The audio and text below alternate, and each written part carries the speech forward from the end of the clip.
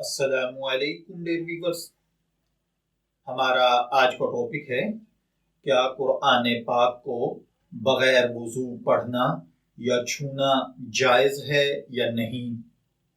بعض اوقات کہا جاتا ہے کہ قرآن پاک کو چھونے یا ہاتھ میں لینے کے لیے یا کوئی آیت دیکھنے کے لیے وضو کرنا ضروری ہے یا نہیں، کیونکہ انسان بغیر وضو کے بھی پاک ہوتا ہے۔ ایک آیت کا مفہوم ہے اس کتاب کو پاک لوگ چھو سکتے ہیں، تو اس حوالے سے دین مبین کی کیا رہنمائی ہے۔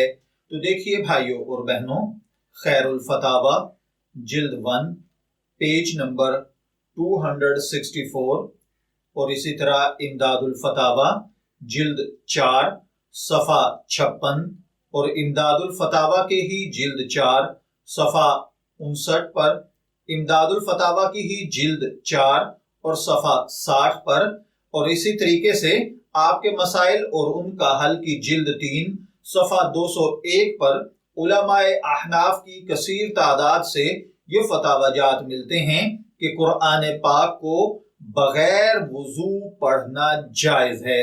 یعنی اگر آپ کا وضو نہیں ہے، آپ چلتے پھرتے تلاوت کر رہے ہیں، آپ پر غسل جنابت واجب نہیں ہے، تو آپ قرآن پاک کی آیات مبارکہ پڑھ سکتے ہیں۔ عورتیں جب خاص ایام چل رہے ہوں تو وہ قرآن پاک کی آیات مبارکہ کو اس طرح تلاوت نہیں کر سکتی۔ البتہ اگر آپ قرآن پاک کو کھول کر دیکھنا چاہتے ہیں، اس کی آیات کو پڑھنا چاہتے ہیں، یعنی اسے ہاتھ لگانا چاہتے ہیں یا چھونا چاہتے ہیں، تو اس کے لیے آپ کا باوضو ہونا لازمی ہے۔ یعنی اگر آپ آیات مبارکہ کو چھوئیں گے، کلمات مبارکہ جو کہ عربک لینگویج میں ہوتے ہیں، ان کو چھوئیں گے تو اس کے لیے باوضو ہونا ضروری ہے۔